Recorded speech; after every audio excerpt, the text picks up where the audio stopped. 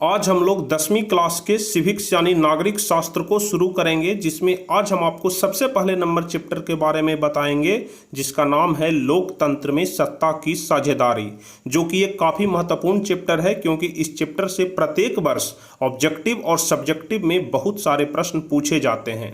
इसलिए आप लोग इस पूरे चैप्टर को ध्यान से समझिएगा और इस पूरे वीडियो को कंसंट्रेट होकर के देखिएगा, क्योंकि यदि आप लोग आज का यह वाला वीडियो अच्छे तरीके से देख लेते हैं, अच्छे तरीके से इस वीडियो में बताए गए एक एक बात को समझ जाते हैं, तो फिर आपको यह पूरा चैप्टर भली भांति समझ में आ जाएगा।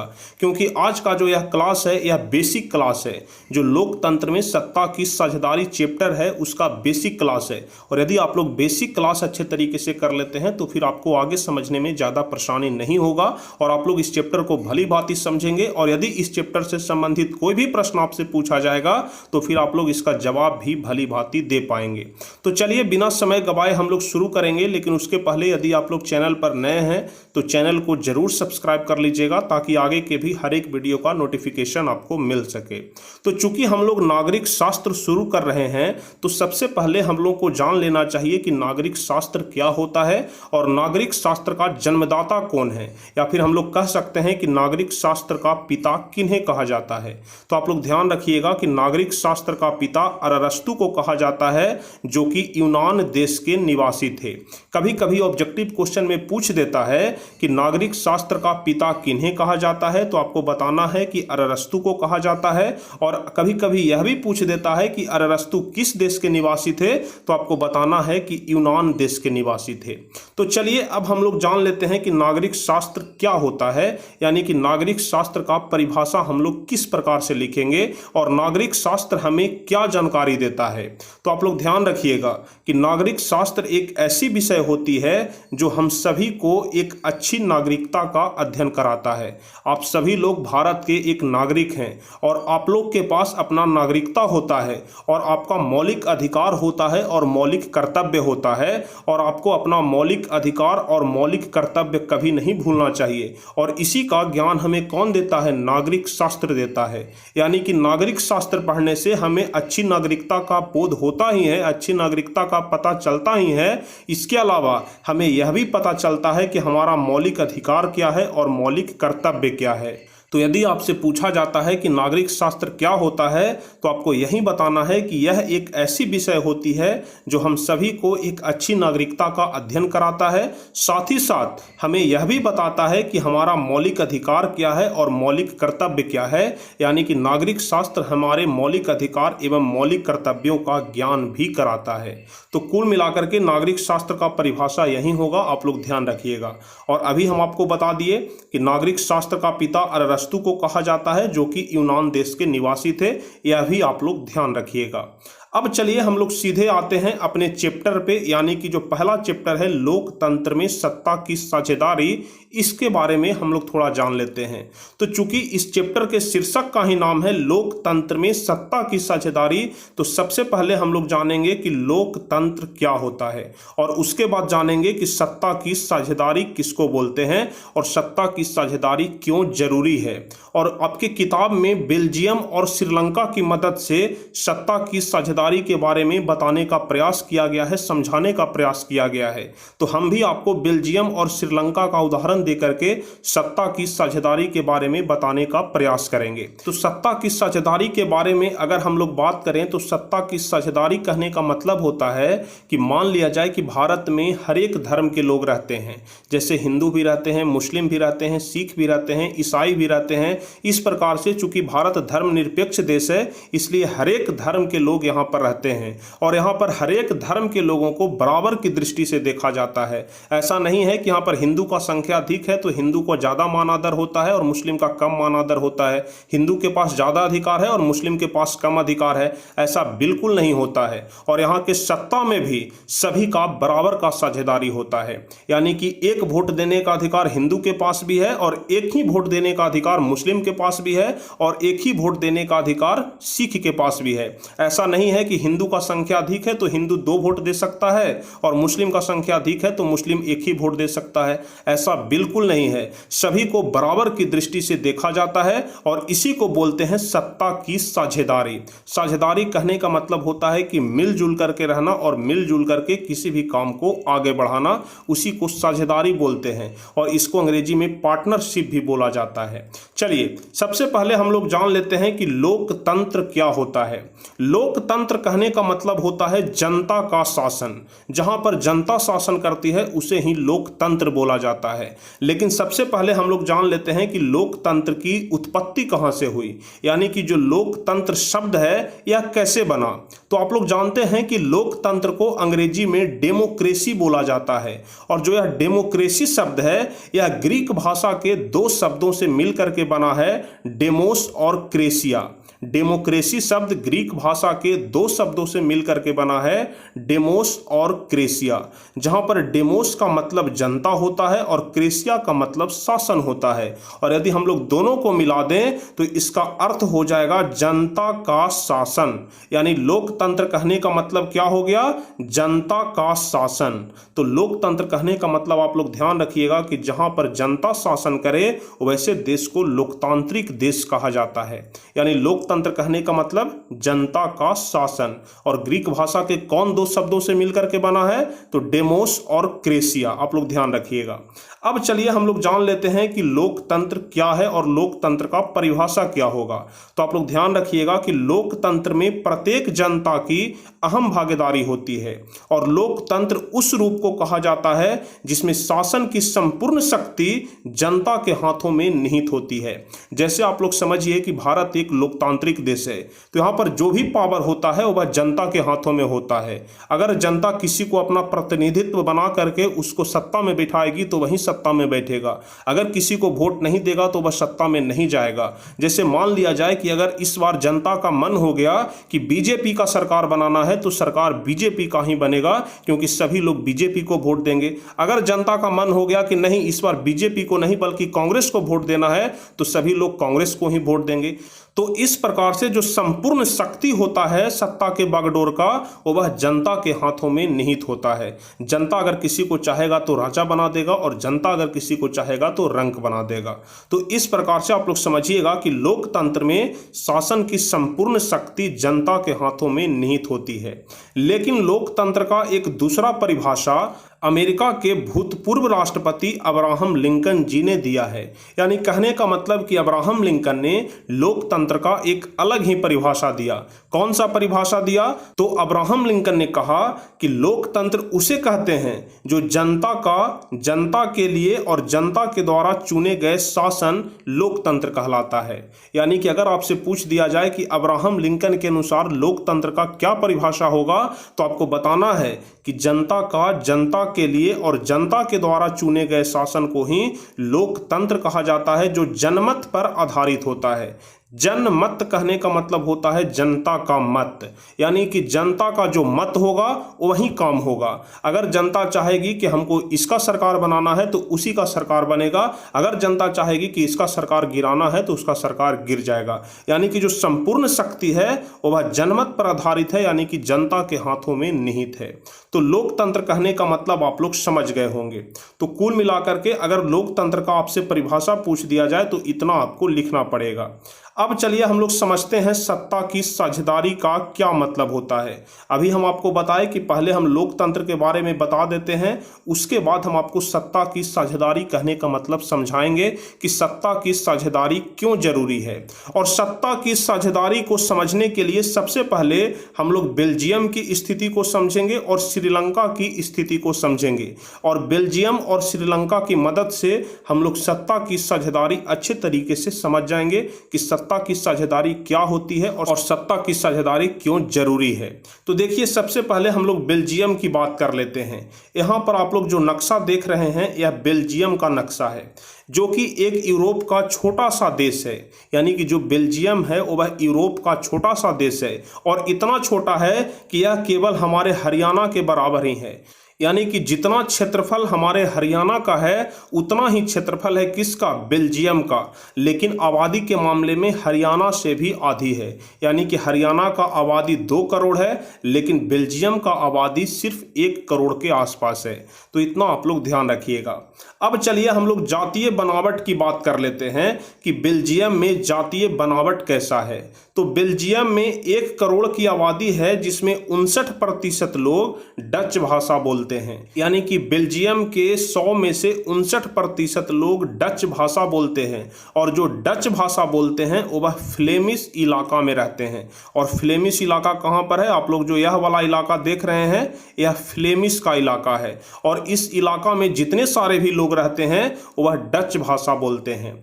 और 40% लोग फ्रेंच भाषा बोलते हैं। और जो 40% लोग फ्रेंच भाषा बोलते हैं वह बेलेनिया इलाके में रहते हैं। और बेलेनिया इलाका कहाँ पर है, आप लोग ध्यान से इधर समझिए। जो यहाँ पर आप लोग देख रहे हैं यह वाला भाग, यह बेलेनिया का इलाका है। और यहाँ पर जितने सारे भी लोग रहते हैं यह फ्रेंच भाषा बोलते हैं। और बाकी जो 1% लोग बच गए वह जर्मन भाषा बोलते हैं। और जर्मन भाषा बोलने वाले लोग कहाँ पर है, आप लोग यहाँ पर समझिएगा।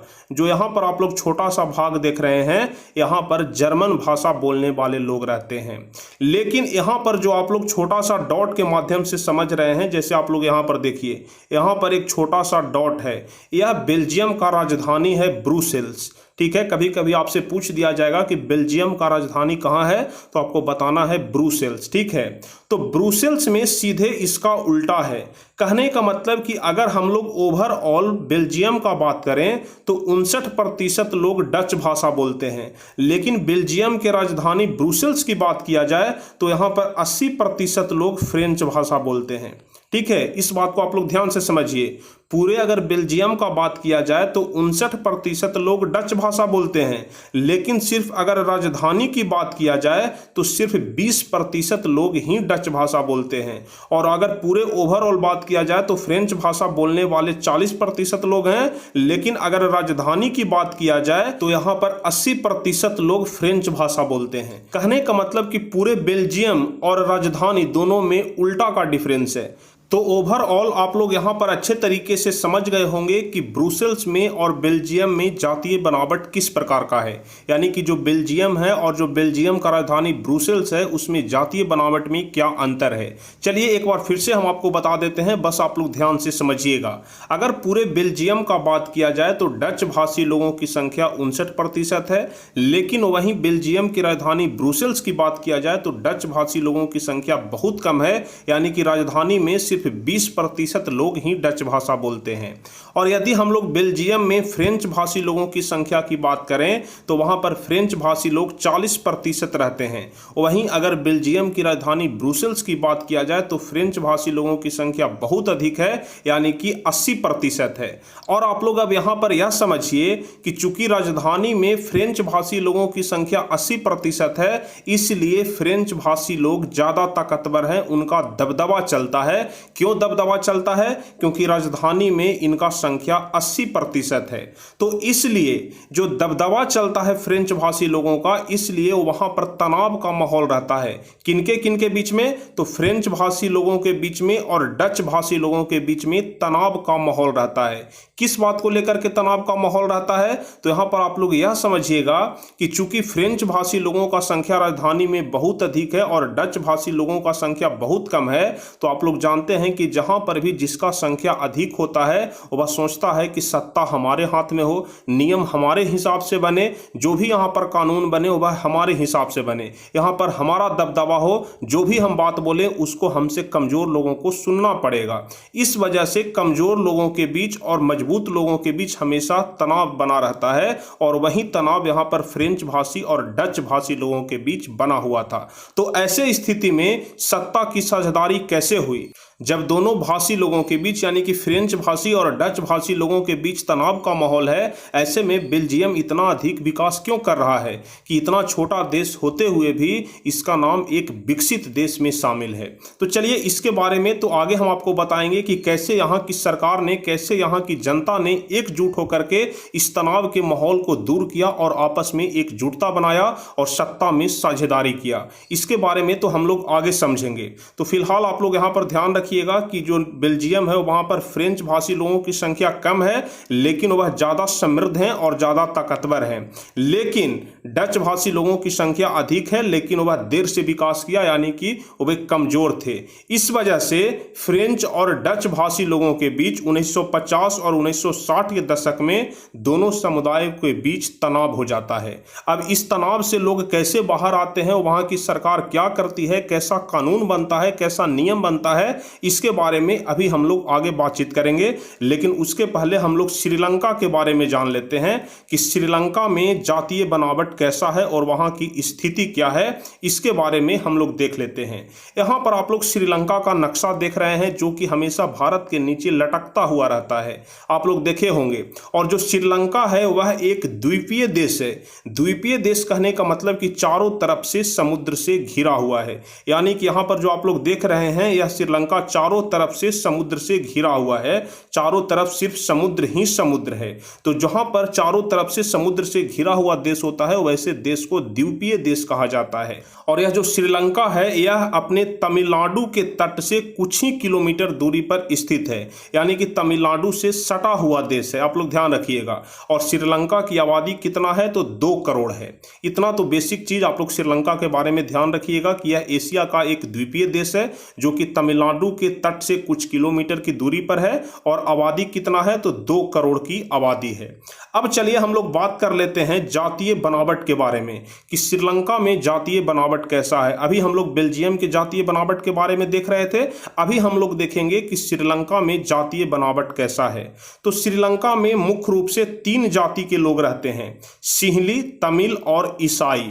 जहां पर कि सिंहली जाति वाले लोगों की संख्या बहुत अधिक है, ठीक है। 74% लोग ऐसे हैं जो कि सिंहली भाषा बोलते हैं। कहां में? श्रीलंका में। और यह सभी लोग जो हैं वह बौद्ध धर्म को मानते हैं। तो हम लोग यहाँ पर ग्राफ में समझते हैं, यानी कि श्रीलंका के मानचित्र में समझते हैं कि सिंहली भाषा बोलने वाले का क्षेत्र कहाँ पर है। तो यह वाला क्षेत्र जो आप लोग देख रहे हैं, यह बड़ा वाला जो खाली है, जो रंगा हुआ नहीं है, यह सिंहली भाषा बोलने वाले का क्षेत्र है। उसके अलावा तमिल भाषा बोलने वाले की संख्या 18% है। तो चलिए हम लोग देख लेते हैं कि तमिल वाले लोग कहाँ पर निवास करते हैं। तो यहाँ पर आप लोग जो देख रहे हैं, जो रंगा हुआ क्षेत्र है, यह वाला क्षेत्र, यह तमिल भाषा बोलने वाले लोगों का क्षेत्र है। और यहाँ पर तमिल भी 2 प्रकार के लोग बोलते हैं। एक तो श्रीलंका के मूल तमिल भाषा बोलने वाले लोग हैं और दूसरा है भारतीय तमिल। तो यहाँ पर आप ग्राफ के माध्यम से तो समझ गए मुख्य रूप से सिंहली भाषा बोलने वाले लोग और तमिल लोगों का क्षेत्र कौन सा है। यहाँ पर जो आप रंगा हुआ क्षेत्र देख रहे हैं यह भारतीय तमिल है। इसके बारे में अभी हम आपको आगे विस्तार रूप से बताएंगे। चलिए, तो हम लोग जातीय बनावट की बात कर रहे थे, जिसमें हम आपको बताए कि सिंहली भाषा बोलने वाले की संख्या कितना है। तो सिंहली भाषा बोलने वाले की संख्या है 74%, जो कि अधिकतर बौद्ध धर्म को मानते हैं। और तमिल भाषा बोलने वाले की संख्या है 18%, जिसमें हिंदू, मुसलमान तथा अन्य धर्म के लोग भी आते हैं। अब तमिल में भी 2 प्रकार के तमिल लोग वहां पर रहते हैं, जिसमें एक तो मूल तमिल हो गया जो कि मुख्य रूप से श्रीलंका के रहने वाले ही हैं, और दूसरा 5% जो हो गया। यहाँ पर जो तमिल 18% हम आपको बता रहे हैं, इसमें 13% मूल तमिल हैं जो कि श्रीलंका के रहने वाले ही हैं, लेकिन 5% भारतीय तमिल हैं। अब भारतीय तमिल कहने का मतलब आप लोग थोड़ा सोच रहे होंगे कि भारतीय तमिल कहने का मतलब क्या हुआ। तो भारतीय तमिल कहने का मतलब हुआ कि जब हमारा देश गुलाम था तो अंग्रेजों के द्वारा तमिलनाडु से बहुत सारे मजदूर को ले जाया गया था श्रीलंका में, क्योंकि आप लोग जानते हैं कि अंग्रेज भारत पर भी कब्जा किए हुए था और श्रीलंका पर भी कब्जा किए हुए था। यानी कि भारत को भी गुलाम बनाए हुए था और श्रीलंका को भी गुलाम बनाए हुए था, और वहां पर अपना कंपनी खोला था। जैसे चाय का फैक्ट्री हो गया, रबर का फैक्ट्री हो गया, इस प्रकार से बहुत सारा फैक्ट्री श्रीलंका में अंग्रेजों ने स्थापित किया था। तो भारत के तमिलनाडु से वहां बंधुआ मजदूर लेकर के जाया जाता था। अब आप लोग सोच रहे होंगे कि तमिलनाडु से ही क्यों? तो क्योंकि अभी हम आपको बताएं कि श्रीलंका जो है वह तमिलनाडु के तट से काफी नजदीक पर है, यानी कि बस कुछ ही किलोमीटर की दूरी पर स्थित है। तो चूंकि तमिलनाडु नजदीक पड़ता था, इसलिए तमिलनाडु से बहुत सारे मजदूरों को बंधुआ मजदूर के रूप में लेकर के जाया जाता था। कहां? श्रीलंका में। तो इस प्रकार से जो भी मजदूर वहां पर गए, जो उनके बाल बच्चे हो गए वहीं के होकर के रह गए। यानी कि जो बंधुआ मजदूर वहां पर गए थे उनका संतान जन्म लिया और वहीं पर वह कमाना खाना शुरू शुरू कर दिया और आज वहीं के हो गए। इसलिए वैसे लोगों को भारतीय मूल के लोग कहा जाता है और वह जो तमिल बोलते हैं उसमें भारतीय तमिल बोलने वाले की संख्या 5% है। जो यहाँ पर आप लोग डॉट डॉट के माध्यम से देख रहे हैं, यहाँ पर जितने सारे भी क्षेत्र हैं, यहाँ पर ग्राफ में आप लोग देख रहे हैं, यहाँ पर जितने सारे भी क्षेत्र हैं यह भारतीय तमिल का क्षेत्र है जो कि भारतीय लोग हैं और तमिल भाषा बोलते हैं। तो अभी तक हम आपको बता दिए कि 74% सिहली भाषा बोलने वाले लोग हैं, 18% तमिल भाषा बोलने वाले लोग हैं और शेष 7% लोग हैं जो कि ईसाई धर्म के लोग रहते हैं, जो कि दोनों भाषा बोलते हैं, सिहली भी बोलते हैं और तमिल भी बोलते हैं। यानी कि जो 7% लोग हैं वह दोनों भाषा बोलने वाले लोग हैं, ईसाई धर्म के लोग हैं जो कि तमिल भी बोलते हैं और सिहली भी बोलते हैं। अब जाहिर सी बात है कि जब सिहली भाषा बोलने वाले लोगों की संख्या 74% है तो जो सिहली लोग हैं वह तो चाहेंगे कि नियम कानून हमारे हिसाब से बने। चूंकि हमारा संख्या अधिक है इसलिए जो भी नियम कानून बनेगा वह हमारे हिसाब से बनेगा, हमें विशेष छूट दिया जाएगा और यही हुआ भी। क्या हुआ तो इसके बारे में अभी हम आपको आगे बताएंगे। फिलहाल आप लोग इतना अपने मन में ध्यान रखिएगा कि श्रीलंका में ज़्यादा संख्या में सिहली भाषा बोलने वाले लोग हैं और कम संख्या में तमिल भाषा बोलने वाले लोग हैं। अब चलिए सबसे पहले हम लोग देख लेते हैं कि बेल्जियम में सत्ता की साझेदारी कैसे हुई। क्योंकि जातीय बनावट के बारे में तो हम आपको बता दिए कि बेल्जियम का जातीय बनावट कैसा है और श्रीलंका का जातीय बनावट कैसा है। तो बेल्जियम के बारे में हम आपको क्या बताए थे कि वहाँ 2 प्रकार के लोग रहते हैं, यानी कि मुख्य रूप से 2 भाषा बोलने वाले लोग रहते हैं, जिसमें सबसे ज़्यादा डच और उसके बाद है फ्रेंच भाषा बोलने वाले लोग। तो दोनों में हमेशा मतभेद होता था, हमेशा तनाव का माहौल रहता था, दोनों अपने अपने हक की लड़ाई लड़ रहे थे। ऐसे में वहां की जनता ने और वहां की सरकार ने दोनों को मिलाने के लिए एक नया नियम कानून बनाया। उसी के बारे में अभी हम लोग आगे पढ़ेंगे कि किस प्रकार का कानून बना कि दोनों लोग आपस में मिल गए, यानी कि डच भाषी लोग और फ्रेंच भाषी लोग, और दोनों मिल करके कैसे सत्ता में साझेदारी किए। तो देखिए सबसे पहले तो क्षेत्रीय अंतर और सांस्कृतिक विविधता को स्वीकार किया, यानी कि बेल्जियम में रहने वाले जितने सारे भी लोग थे और बेल्जियम की राजधानी ब्रुसेल्स में रहने वाले जितने सारे भी लोग थे वे क्षेत्रीय अंतर को समझ गए और सांस्कृतिक विविधता को समझ गए। वे लोग आपस में ही सोच समझ लिए कि जब तक हम लोग मिलेंगे नहीं तब तक बेल्जियम का विकास नहीं होगा और जब बेल्जियम का विकास नहीं होगा तो हमारा भी विकास नहीं होगा। इस बात को बेल्जियम के लोग भली भांति समझ गए और वे खुद भी आपस में मिलना चाह रहे थे।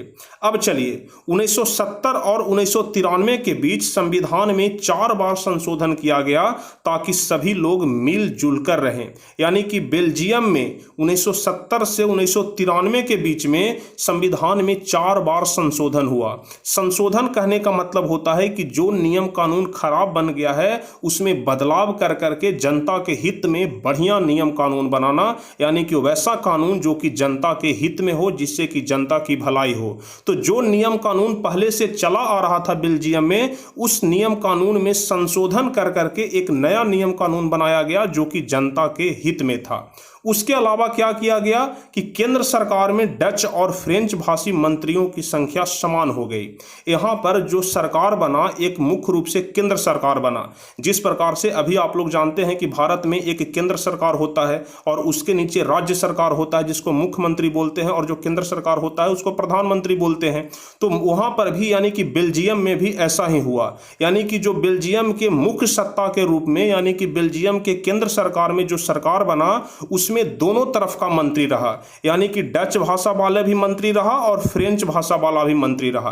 क्योंकि सोचा गया कि अगर मान लिया जाए कि सिर्फ डच भाषा वाला मंत्री रहेगा तो वो हमेशा डच के बारे में ही सोचेगा, और अगर सिर्फ फ्रेंच भाषी मंत्री रहेगा तो वो हमेशा सिर्फ फ्रेंच के बारे में ही सोचेगा। इसलिए सोचा गया, इसलिए वहां पर नियम कानून बनाया गया कि अगर 40 मंत्री है तो उसमें 20 मंत्री डच भाषा का रहेगा और 20 मंत्री फ्रेंच भाषा का भी रहेगा, ताकि वहां के हर एक लोगों को बराबर दृष्टि से देखा जाए। कोई भी अगर नियम कानून नया पास हो तो यहाँ पर 20 डच भाषी मंत्री भी सपोर्ट करेंगे और 20 फ्रेंच भाषी मंत्री भी सपोर्ट करेंगे, और दोनों के मत से ही हमेशा नियम कानून पारित होगा। इसलिए केंद्र सरकार में मंत्रियों की संख्या बराबर बराबर भागों में बांट दिया गया। साथ ही यह भी तय किया गया कि दोनों की सहमति से ही नया कानून पारित होगा। यानी कि मंत्री की संख्या को आधा आधा बांट दिया गया कि आधा हमारा मंत्री रहेगा तो आधा तुम्हारा भी मंत्री रहेगा। यानी कि मुख्य रूप से वहां वहाँ दो ही भाषी लोग रहते थे, डच भाषी लोग और फ्रेंच भाषी लोग। तो वहाँ पर बांट दिया गया कि आधा मंत्री डच भाषी लोगों का रहेगा और आधा मंत्री फ्रेंच भाषी लोगों का रहेगा, और जो भी नया नियम कानून पारित होगा वह दोनों की सहमति से होगा। उसके अलावा क्षेत्रीय सरकार को शक्ति दिया गया। जैसे आप लोग समझ जाइए कि केंद्र सरकार में तो एक मंत्री होता ही है जिसको हम लोग प्रधानमंत्री बोलते हैं। उसके अलावा राज्य सरकार में मुख्यमंत्री होता है, यानी कि जो प्रधानमंत्री के नीचे का चीज होता है, जिसमें मुख्यमंत्री के पास भी एक अलग से पावर होता है। इसलिए क्षेत्रीय सरकार को विभाजित कर दिया गया।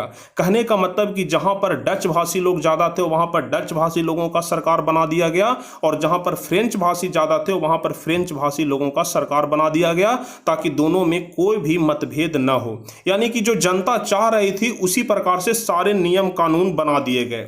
उसके बाद राजधानी ब्रुसेल्स में अलग सरकार बना दिया गया।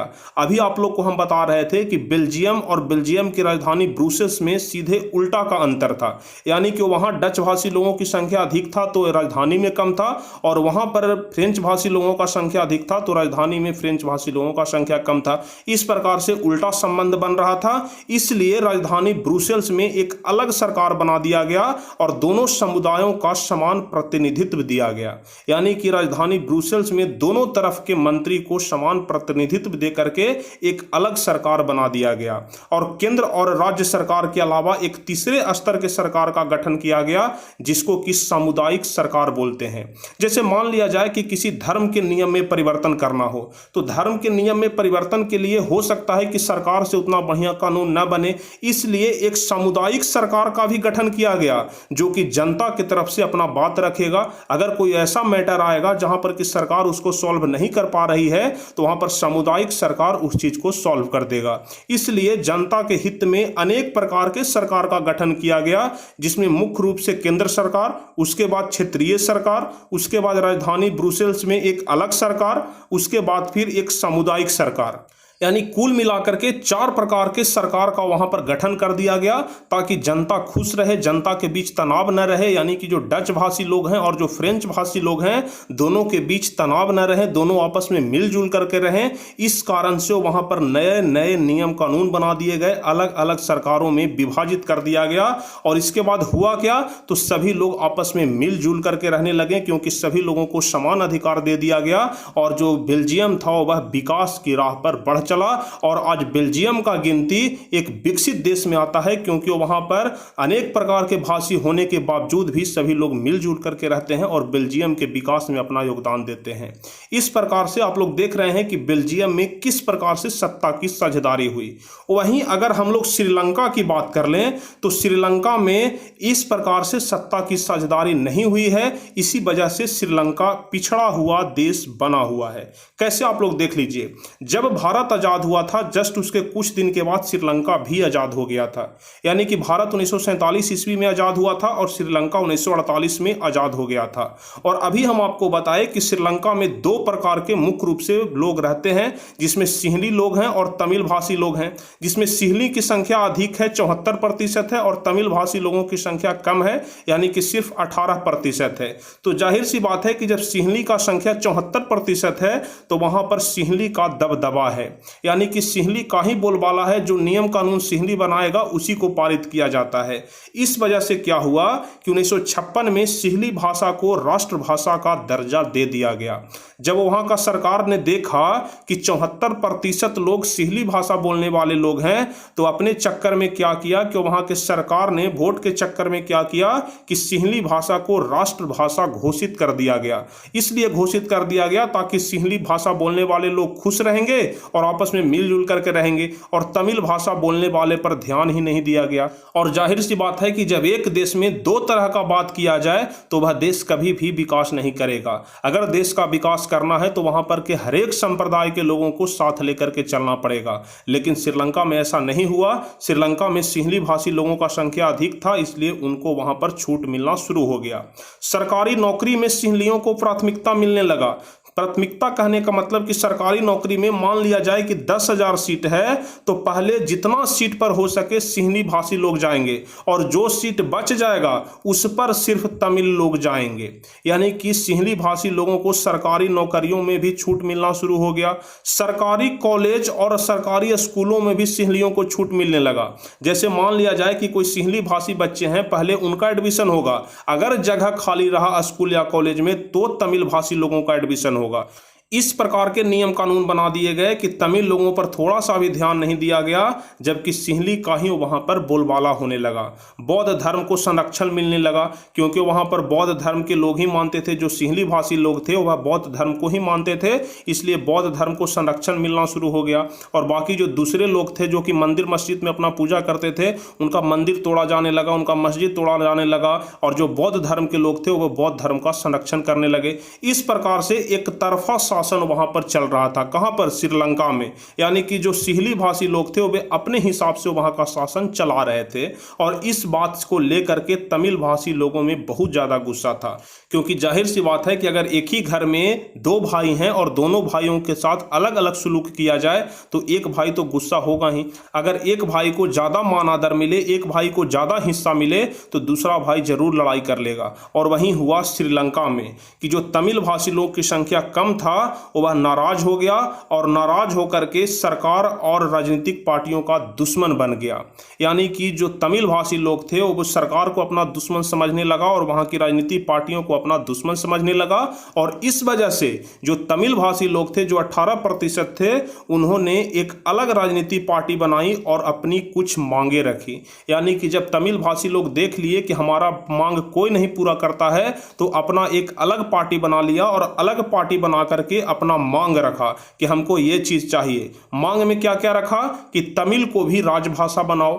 यानी कि जिस प्रकार से सिंहली को राष्ट्रीय भाषा का दर्जा दे दिया, उसी प्रकार से तमिल को भी राष्ट्रीय भाषा का दर्जा दो, और शिक्षा और रोजगार में समान अवसर मिलना चाहिए। यानी कि तमिल लोग बोलना शुरू किया कि हम लोगों को भी सिंहली भाषी लोगों के जैसा शिक्षा और रोजगार में समान अवसर मिलना चाहिए, कोई अंतर नहीं होना चाहिए। लेकिन चूंकि तमिल भाषी लोगों का संख्या कम था, इस वजह से उनका मांग पूरा नहीं हुआ, और मांग पूरा नहीं होने का नतीजा हुआ कि दोनों समुदायों के बीच टकराव हो गया। यानी कि जो तमिल भाषी लोग थे उन्होंने एक उग्र संगठन बनाया जिसका नाम लिट्टे रखा। आप लोग ध्यान रखिएगा, लिट्टे, LTTE, इसका फुल फॉर्म कभी कभी पूछा जाता है। तो कितने लोग ऐसे हैं जिनको लिट्टे का फुल फॉर्म याद है? नीचे कमेंट में बताएंगे। और जिनको नहीं याद है वो लोग ध्यान रखेंगे कि लिबरेशन टाइगर ऑफ तमिल इलम, इसी को कहा जाता है लिट्टे। आप लोग ध्यान रखिएगा। लेकिन जो लोग जानते हैं वे कमेंट में जरूर लिखेंगे कि लिट्टे का फुल फॉर्म क्या होता है। तो तमिल भाषी लोगों का जब मांग पूरा नहीं हुआ तो उन्होंने एक उग्र संगठन बनाया और दोनों समुदायों के बीच टकराव हो गया। यानी कि सिंहली भाषी लोगों के बीच और तमिल भाषी लोगों के बीच टकराव हो गया, और टकराव का नतीजा हुआ कि दोनों में गृह युद्ध छिड़ गया। यानी कि श्रीलंका के अंदर में ही गृह युद्ध शुरू हो गया, और इस वजह से श्रीलंका आज तक विकास नहीं किया, वो आज तक एक पिछड़ा हुआ देश बन करके रह गया, क्योंकि वहां पर सत्ता की साझेदारी अच्छे तरीके से नहीं हुई। अगर सत्ता की साझेदारी बेल्जियम के जैसा ही हो जाता तो श्रीलंका भी आज विकसित देश की श्रेणी में खड़ा होता, लेकिन बेल्जियम के जैसा सत्ता की साझेदारी नहीं हुआ, और बेल्जियम में सत्ता की साझेदारी बहुत ही सूझबूझ से हो गया। इस वजह से बेल्जियम और श्रीलंका का उदाहरण दे करके आपकी किताब में यह समझाने का प्रयास किया गया है कि सत्ता की साझेदारी क्यों जरूरी है। अब आप लोग समझ गए होंगे कि सत्ता की साझेदारी क्यों जरूरी है, क्योंकि अगर सत्ता की साझेदारी नहीं होगा तो कोई देश पिछड़ जाएगा, आपस में गृह युद्ध की समस्या हो जाएगी। लेकिन अगर सत्ता की साझेदारी अच्छे तरीके से हो जाए तो वह देश विकसित देश की श्रेणी में आकर के खड़ा हो सकता है। तो कुल मिलाकर के आपको सत्ता की साझेदारी के बारे में इतना ही समझ में आ जाना चाहिए कि सत्ता की साझेदारी क्या होता है। तो उम्मीद करते हैं कि जो बेसिक चीज था सत्ता की साझेदारी के बारे में समझने के लिए आप लोग समझ गए होंगे। तो यहां तक बेसिक था जो कि सत्ता की साझेदारी के बारे में समझना था। हम आपको लोकतंत्र के बारे में समझा दिए और सत्ता की साझेदारी के बारे में समझा दिए। तो इस चैप्टर का जो शीर्षक था लोकतंत्र में सत्ता की साझेदारी, इसके बारे में तो आप लोग समझ गए। अब हम लोग इस क्लास को यहीं पे समाप्त करेंगे और अगले क्लास में जो भी इस चैप्टर का महत्वपूर्ण क्वेश्चन है उसको हम लोग देखना शुरू करेंगे, क्योंकि आज का यह जो बेसिक क्लास था वह अच्छे तरीके से पूरा हो गया। आप लोग अच्छे तरीके से सत्ता की साझेदारी मतलब समझ गए। अब अगले क्लास से हम लोग अगले टॉपिक को पढ़ेंगे और इस चैप्टर में जितने सारे भी महत्वपूर्ण प्रश्न बन सकते हैं सारे प्रश्न का उत्तर हम आपको बारी बारी से बताते चलेंगे। तो अगला वीडियो आपके लिए काफी ज्यादा महत्वपूर्ण होने वाला है, आप लोग जरूर देख लीजिएगा, क्योंकि अगले वीडियो में जितने सारे भी प्रश्न हम आपको बताएंगे आपके परीक्षा में सीधे सीधे पूछे जाएंगे। और आज का यह क्लास आपको कितना समझ में आया आप लोग नीचे कमेंट में जल्दी से बताइए कि सर हमें पूरा समझ में आया या फिर कोई डाउट रह गया। अगर डाउट रह गया है तो उसके बारे में भी कमेंट में पूछिए, हम आपको जरूर रिप्लाई करेंगे और बताएंगे। तो उम्मीद करते हैं कि आज का यह क्लास आपको भली भांति समझ में आ गया होगा, अच्छे तरीके से आप लोग समझ गए होंगे। तो यदि आप लोग को क्लास अच्छा लगा हो, अच्छे तरीके से समझ में आ गया हो, तो आप लोग जल्दी से वीडियो को लाइक कर दीजिए, अपने दोस्तों के बीच अपने ग्रुप्स में शेयर कर दीजिए। और जो भी स्टूडेंट इस चैनल पर नए हैं तो चैनल को जरूर सब्सक्राइब कर लीजिएगा, ताकि आगे के भी हर एक वीडियो का नोटिफिकेशन आपको मिल सके। तो चलिए फिर मिलते हैं अगले क्लास में, तब तक के लिए जय हिंद, धन्यवाद।